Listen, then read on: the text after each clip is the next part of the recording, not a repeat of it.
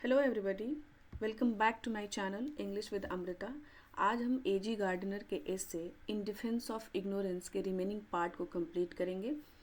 इस पर एक और वीडियो हमारे चैनल पे अपलोड किया जा चुका है, आप उसको भी देख लें एंड ये उसका सेकंड पार्ट है। हमने यहाँ तक कंप्लीट किया था possibly do not need, but I think he did me good and I often recall him to mind when I feel disposed to give other people information that they possibly do not need. इसका मतलब एजी gardener कहते हैं कि मुझे लगता है जब भी मुझे फील होता है कि मुझे दूसरे को नॉलेज देना चाहिए या कोई इन्फॉर्मेशन पास करना चाहिए, उसी वक्त मुझे ये एहसास होता है कि क्या पता उसको मेरे नॉलेज की ज़रूरत नहीं हो, तो मैं एक्स्ट्रा में नॉलेज नहीं देना चाहता। नाउ अब हम यहाँ से स्टार्ट करते हैं। And the books I haven't read and the sciences I do not know and the languages I do not speak and the things I can't do, young man if you knew all this you would be amazed. Gardiner कहते हैं कि and the books I haven't read, वो सारी किताबें जिनको मैंने नहीं पढ़ी हैं, एंड द साइंसेज, वो सारे साइंसेज, डिसिप्लिन्स या knowledge, information I do not no, जिन्हें मैं नहीं जानता, एंड द लैंग्वेजेस, वो भाषा, वो languages I do not speak, जो मैं नहीं बोल पाता, ऐसी तमाम लैंग्वेजेस हैं जो मैं नहीं बोल पाता, and the things I can't do, and ऐसी बहुत सारी चीज़ें हैं, बहुत सारे काम हैं जो मैं नहीं कर पाता। यंग मैन, अगेन गार्डनर उस यंग मैन को याद कर रहे हैं, उसको एड्रेस कर रहे हैं जिसने उनसे सजेशन मांगा है, how to be wise and learned. If you knew all this you would be amazed, अगर तुमको ये सब पता चल जाए तो तुम सरप्राइज्ड हो जाओगे। क्या कि मुझे साइंस, कौन सी साइंसेस नहीं आती, मैं कौन से बुक्स नहीं पढ़ा, मैं कौन सी लैंग्वेजेस नहीं बोल सकता, ये सारी चीज़ें अगर तुम मेरे बारे में जान जाओगे कि मुझे क्या क्या नहीं पता, तो तुम ये सब कुछ जान के सरप्राइज्ड हो जाओगे। But it does not make me unhappy, लेकिन ये सारी चीज़ें मुझे अनहैप्पी नहीं करती, मैं सैड नहीं होता। ऐसा नहीं कि मुझे बहुत कुछ करने नहीं आता तो मैं सैड हो जाता हूँ, नहीं, I am not sad, I am not unhappy, on the contrary, बल्कि इसके just opposite, I find myself growing cheerful in the contemplation of these vast undeveloped states. I find myself growing, मैं अपने आप को ग्रोइंग महसूस करता हूँ, growing cheerful, मैं महसूस करता हूँ कि मैं बहुत खुशनुमा, मैं बहुत हैप्पीली ग्रो कर रहा हूँ। इन द कॉन्टेम्पलेशन मतलब विचार करना, है ना, किसी चीज़ के बारे में सोचना। तो जब मैं अपने आप को सोचते हुए पाता हूँ, विचार करते हुए पाता हूँ, ऑफ दिस वास्ट, ये जो विस्तृत अनडेवलप्ड स्टेट्स हैं, अनडेवलप्ड स्टेट्स, अनडेवलप्ड या अनकॉन्कर्ड, अनअटेन्ड नॉलेज के लिए बोला गया है। ऊपर राइटर ने बहुत सारी बातें बताई हैं कि वो क्या क्या नहीं कर पाता, उन्हीं चीज़ों को वो कह रहा है अनडेवलप्ड स्टेट्स। तो मैं खुश होता हूँ जब मैं ये जो चीज़ें जो मैं नहीं कर पाता हूँ, ये जो अनडेवलप्ड स्टेट्स है, जब मैं उस पर विचार करता हूँ। तो विचार करना मतलब वो कुछ सीखता है, विचार करेगा, कुछ सीखेगा कि क्या नहीं आता, मुझे क्या करना चाहिए, मैं कैसे क्या नया सीख सकता हूँ, तो वो चीयरफुल हो जाता है, वो खुश हो जाता है। इट मीन्स कि जो राइटर है वो अपने इग्नोरेंस को बड़े विनम्रता के साथ, ह्यूमिलिटी के साथ एक्सेप्ट कर रहा है, और वो बिलीव करता है कि अगर आपको कोई चीज़ नहीं आती तो आप उसको सीख सकते हैं, इसमें कोई बुराई नहीं है। I feel like a fellow, मैं एक उस इंसान की तरह फील करता हूँ, मैं ऐसे इंसान की तरह फील करता हूँ who has inherited a continent, जिसको एक कॉन्टिनेंट ही विरासत में मिला है। ठीक है, कॉन्टिनेंट मतलब large part of land and so for, और अभी तक has only had time to cultivate a tiny corner of the inheritance. मैं एक वैसे इंसान की तरह हूँ जिसको विरासत में एक कॉन्टिनेंट तो मिल चुका है, एक महाद्वीप मिल चुका है, लेकिन उसको सिर्फ उतना ही टाइम मिला है कि वो उस इनहेरिटेंस जो विरासत मिली है, उस विरासत के एक छोटे से टाइनी कॉर्नर, छोटे से टुकड़े को ही कल्टीवेट कर पाए, खेती कर पाए या अटेन कर पाए, प्राप्त कर पाए। यानी कि हमारे पास जो नॉलेज है इस दुनिया में, इस यूनिवर्स में जो नॉलेज है, इन्फॉर्मेशन है, वो कॉन्टिनेंट के समान है, बहुत विस्तृत है, लेकिन इंसान के पास कितना है, टाइनी कॉर्नर, उसका छोटा सा अमाउंट हमारे ह्यूमन बींग्स के पास होता है, ठीक है। The rest I just wander through like a boy in the wonderland. अब बाकी मैं एक छोटे से बच्चे के जैसे मैं वंडरलैंड में तैर रहा होता हूँ, यानी कि जो चीज़ मैं जानता हूँ वो तो टाइनी कॉर्नर के जैसे छोटे से टुकड़े के समान है, और जो मैं नहीं जानता उस भूल भुलैया में मैं वो एक वंडरलैंड है। क्यों? क्योंकि मैं उसके बारे में कुछ नहीं जानता, जो रिमेनिंग नॉलेज है, इन्फॉर्मेशन है यूनिवर्स में, मैं कुछ नहीं जानता। तो मैं इस भूल भुलैया में बस गुम सा गया हूँ, मैं घूमता रहता हूँ भौचक्का हुआ।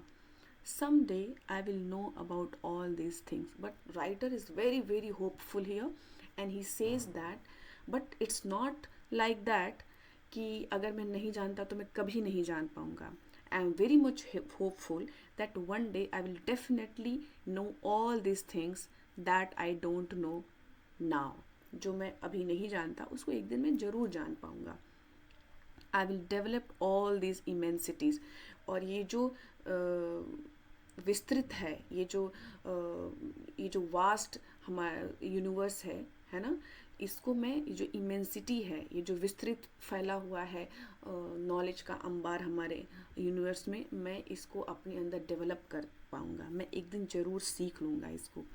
I will search out all these mysteries.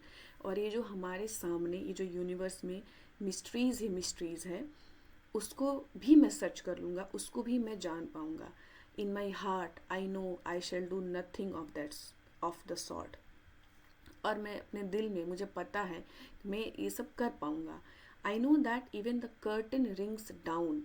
I know that when the curtain rings down, मैं जानता हूँ कि जब कर्टन गिरेगा, कर्टन रिंग्स डाउन, जब पर्दा गिरेगा, I shall be digging the same tiny plot. तो मैं क्या करता हुआ पाऊँगा? आप मुझे उसी टाइनी प्लॉट, जो छोटा सा प्लॉट, यानी कि जो थोड़ा बहुत नॉलेज मेरे पास है, ये टाइनी प्लॉट सिंबॉलिकली यहाँ पे बोला गया है, उसको मैं खुदता हुआ पाया जाऊँगा. यानी कि जब पर्दा गिरेगा तो मेरे पास जो भी थोड़ा बहुत नॉलेज है, मैं उसी नॉलेज में व्यस्त मिलूँगा आपको. But it is pleasant to dream of future conquest that you won't make.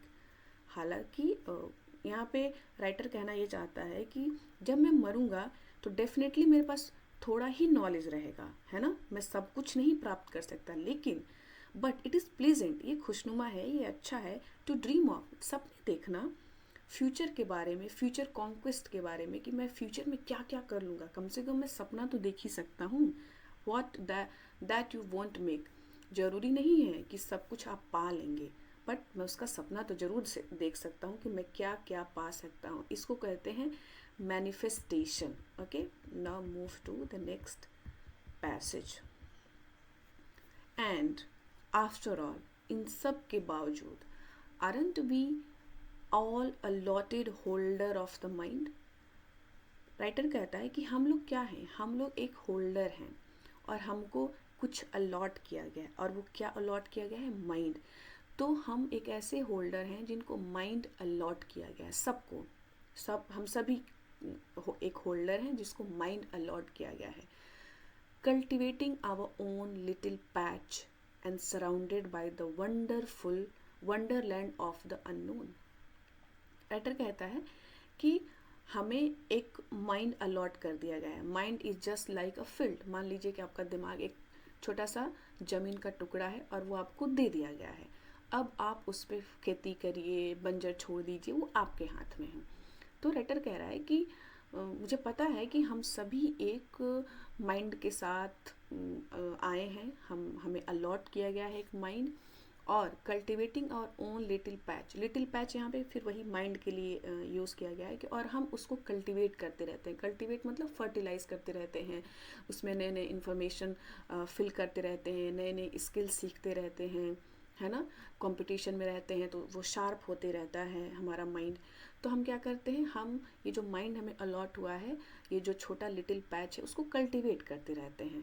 तो खेती के सेंस में, हार्वेस्टिंग के सेंस में कल्टिवेटिंग वर्ड है, बट अगर माइंड को कल्टिवेट करने का मतलब कि filling it with a lot of information and values and surrounded by the wonderland of the unknown. और ये जो हमारा माइंड है वो क्या है? एक वंडरलैंड, एक आश्चर्यचकित दुनिया जो कि अननोन है हमारे, उससे घिरा हुआ है। Even the most learned of us, हमारे में से जो सबसे ज़्यादा लर्नड है, जिसके पास सबसे ज़्यादा नॉलेज है हमारे में से, इज़ इग्नोरेंट, वो भी इग्नोरेंट है। When his knowledge is measured by the infinite sum of things, जब उसका नॉलेज मेजर किया जाता है किसी दूसरे से, किससे? इनफाइनाइट सम ऑफ थिंग्स, ये जो अनलिमिटेड इमेजर्ड थिंग्स हैं यूनिवर्स में, अगर उससे कंपेयर किया जाए तो जो हम लोग में से सबसे ज़्यादा ब्रिलियंट है उसका भी नॉलेज कम पड़ जाएगा, वो भी इग्नोरेंट परसीव किया जाएगा, समझा जाएगा। And the riches of knowledge themselves are much more widely diffused than we are apt to think. And the riches यहाँ पे wealth, rich मतलब अमीर होता है, बट जब प्लूरल के सेंस में आता है तो वो अमीर बोलते हैं, सॉरी धन बोलते हैं। तो ये जो वेल्थ है, जो धन है, कैसा? नॉलेज रूपी जो धन है, जो नॉलेज रूपी जो वेल्थ है, are much more widely diffuse, ये फैला हुआ है, बहुत ज़्यादा फैला हुआ है, than we are apt to think. जितना आपको पता है ना कि इतना नॉलेज है, हमें लगता है कि बहुत नॉलेज है, उससे भी ज़्यादा नॉलेज है, मच मोर वाइडली डिफ्यूज। जितना आपको लगता है कि नॉलेज, उससे कहीं ज़्यादा नॉलेज फैला हुआ है यूनिवर्स में। There are few people who are not better informed about something that we are. बहुत लोग ऐसे भी हैं जिनके पास, who are not better informed, informed मतलब नॉलेजफुल, यहाँ पे इसका आंसर मतलब होगा इन नॉलेजफुल। बहुत सारे ऐसे लोग हैं, there are few people who are not better informed about something than we are. जितने हम नॉलेजेबल हैं या जितनी इन्फॉर्मेशन हमारे पास है, कुछ लोग ऐसे हैं उनके पास उतना भी नॉलेज नहीं है। who have not gathered their own peculiar sheaf, और वही लोग अभी तक गैदर्ड नहीं कर पाए हैं, इकट्ठा नहीं कर पाए हैं, प्राप्त नहीं कर पाए हैं किस चीज़ को? Their own peculiar sheaf of wisdom और knowledge in the vast harvest field of experience. Who have not gathered, ये वही लोग हैं जो हमसे बेहतर नहीं जानते, तो वो लोग क्या किए हैं? वो लोग गैदर नहीं कर पाए हैं, प्राप्त नहीं कर पाए हैं, इकट्ठा नहीं कर पाए हैं देयर ओन पेक्यूलियर शीफ, वो अपने यूनिक, शीफ मतलब होता है गट्ठर, जो हम अनाज कटाई करने के बाद जो गट्ठर बनाते हैं उसको बोलते हैं शीफ, शीफ ऑफ विजडम और नॉलेज। विजडम और नॉलेज के गट्ठर को, जो इनके हिस्से आना था, जो उनका खुद का नॉलेज और विजडम था, उनको मिलना था, उसको वो लोग अभी तक गैदर नहीं कर पाए हैं in this vast harvest field of experience. ये जो वास्ट, विस्तृत हार्वेस्ट फील्ड ऑफ एक्सपीरियंस, ये जो समाज में, ये जो यूनिवर्स में अनुभव है, फैला हुआ है, वो एक दूसरे से अनुभव से सीख नहीं पा रहे हैं। इस विस्तृत दुनिया से उनके हिस्से भी जो नॉलेज या विजडम आना था, उसको भी वो लोग गैदर नहीं कर पाए हैं। That is at once a comfortable and humbling thought, और ये बहुत ही कंफर्टेबल एंड हम्बलिंग थॉट है, इसमें बुराई नहीं है, ठीक है? अगर आपके पास ज़्यादा एक्सपीरियंस नहीं है और आप ज़्यादा नॉलेज नहीं ले पाए हैं तो ये बुरा नहीं है, ये कंफर्टेबल प्लेस है। इट चेक्स, ये कम करता है, चेक्स मतलब वर्ब के रूप में आया है चेक, तो इसका मतलब कम करना, इंटेंसिटी को कम करना, किसी भी इंटेंसिटी को कम करना। It checks a too soaring vanity, soaring vanity मतलब फ्लाइंग वैनिटी, बहुत गजब का प्राइड, घमंड, है ना, टू मच प्राइड। तो ये क्या करता है? It checks a too soaring vanity, ये फ्लाइंग वैनिटी, यू नो, बहुत भयंकर जो घमंड होता है उसको कम करता है। ऑन द वन हैंड, एक तरफ तो ये क्या करता है कि जो बहुत वैनिटी वाला है, जो बहुत प्राइड वाले हैं, उनको कम करता है। And a true tragic abasement on the other, और दूसरे तरफ ये अबेसमेंट को कम करता है। The fund of knowledge is a collective sum, ये जो नॉलेज है वो क्या है? एक कलेक्टिव सम है, ओके? यानी कि जो नॉलेज है वो थोड़ा थोड़ा थोड़ा थोड़ा हर जगह है, जब उसको कलेक्ट करते हैं तो ये बहुत विस्तृत हो जाता है। No one has all the items, किसी के पास भी पूरा आइटम नहीं है, यानी कि किसी के पास भी कंप्लीट नॉलेज नहीं है, nor a fraction of the items, और ना ही किसी के पास बहुत कम है। And there are few of us, और हम में से कुछ लोग ऐसे भी हैं, so poor as not to have some, उनके पास तो कुछ भी नहीं है। कुछ ऐसे गरीब हैं जिनके पास बिल्कुल नॉलेज नहीं है।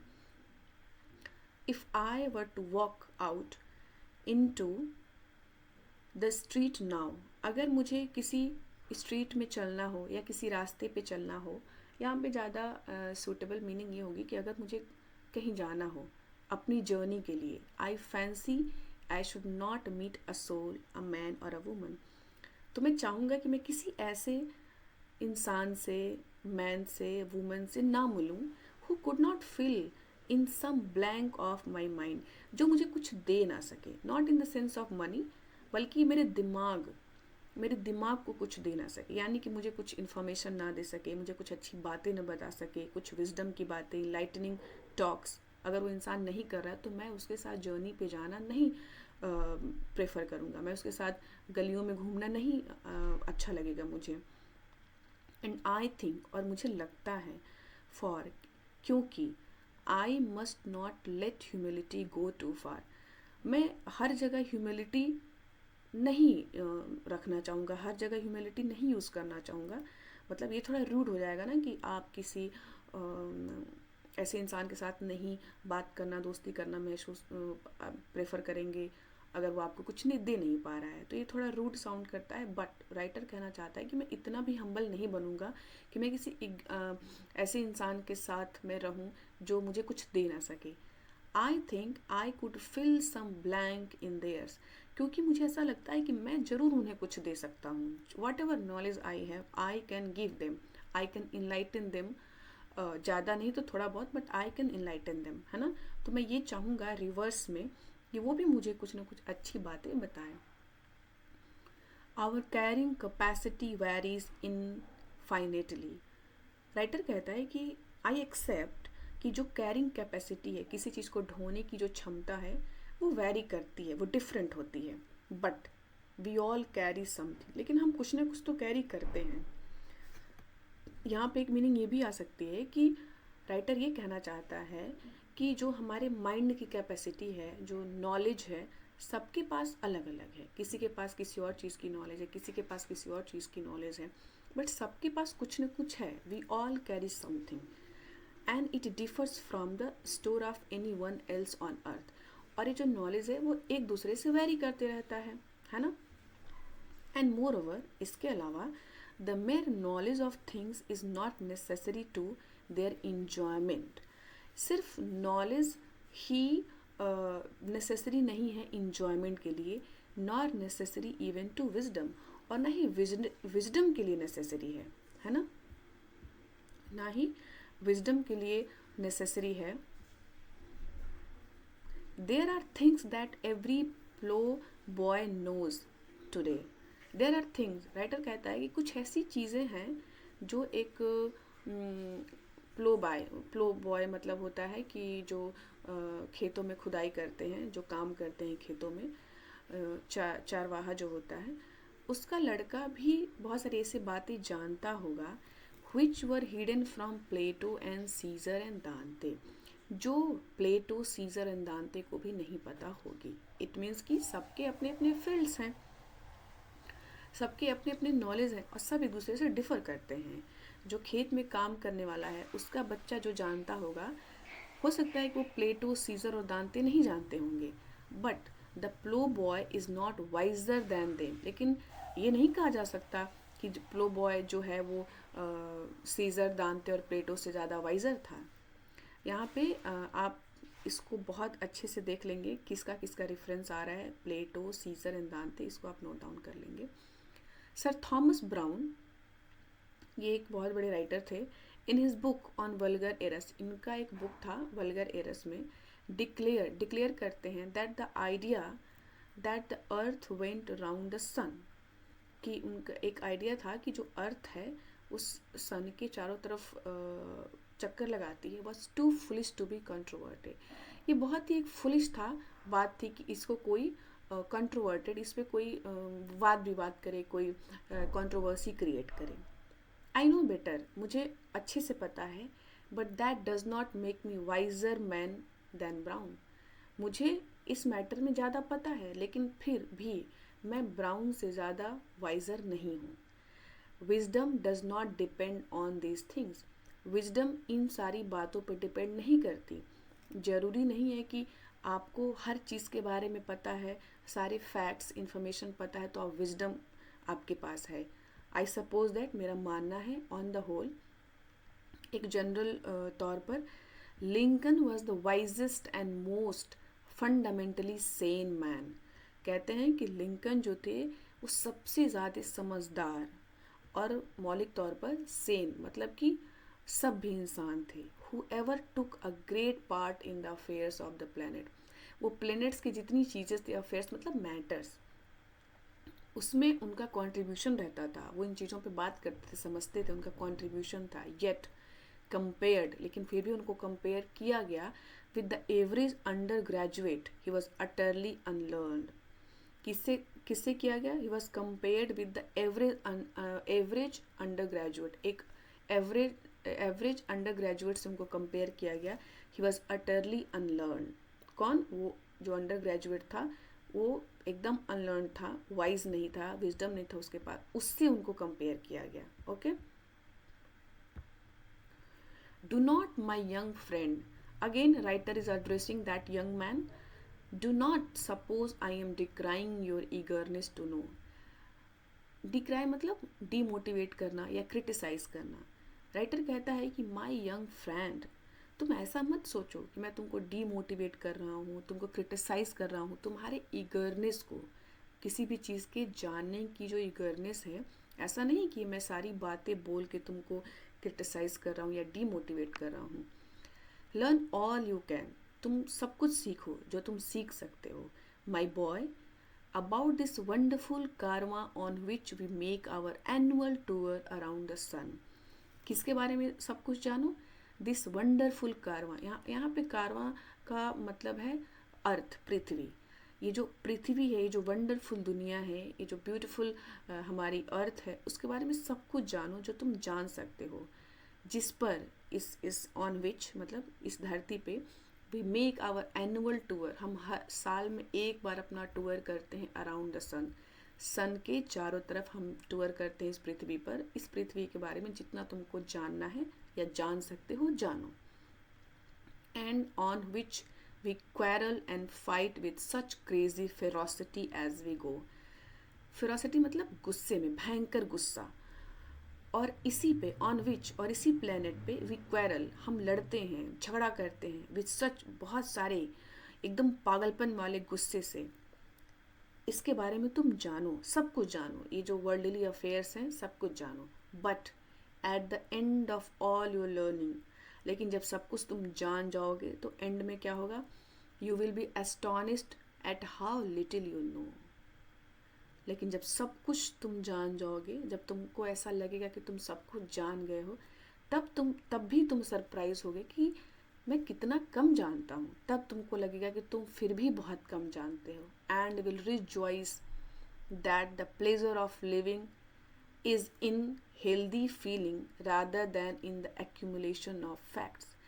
एंड विल रिजॉइस, और तुम रिजॉइस करोगे, तुम सेलिब्रेट करोगे दैट कि the pleasure of living is in healthy feelings.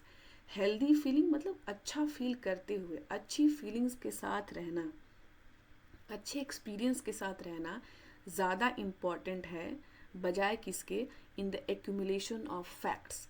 Facts इकट्ठा करने के बजाय अच्छी फीलिंग्स, अच्छे एक्सपीरियंसेस, अच्छे इमोशन को एक्सपीरियंस करना ज़्यादा अच्छा है। ऐसा तुम फील करोगे। ये वैसा ही है जैसे मान लीजिए कि आपने विलियम वर्ड्सवर्थ की पोएम को पढ़ी, आप सारे फैक्ट्स पढ़ लिए, कब पब्लिश हुआ, कब रिटन डेट है, और किस वॉल्यूम में आया, इस पे किसका क्रिटिसिज्म है, लेकिन आपने पोएम के स्पिरिट को नहीं पढ़ा, आपने फील नहीं किया कि वर्ड्सवर्थ आपको क्या फील कराना चाहते हैं। आपने फैक्ट्स तो पढ़ लिए, बट वर्ड्सवर्थ की स्पिरिट फैक्ट्स में नहीं है, वो उस पोएम में है जो वो फील कराना चाहते हैं आपको।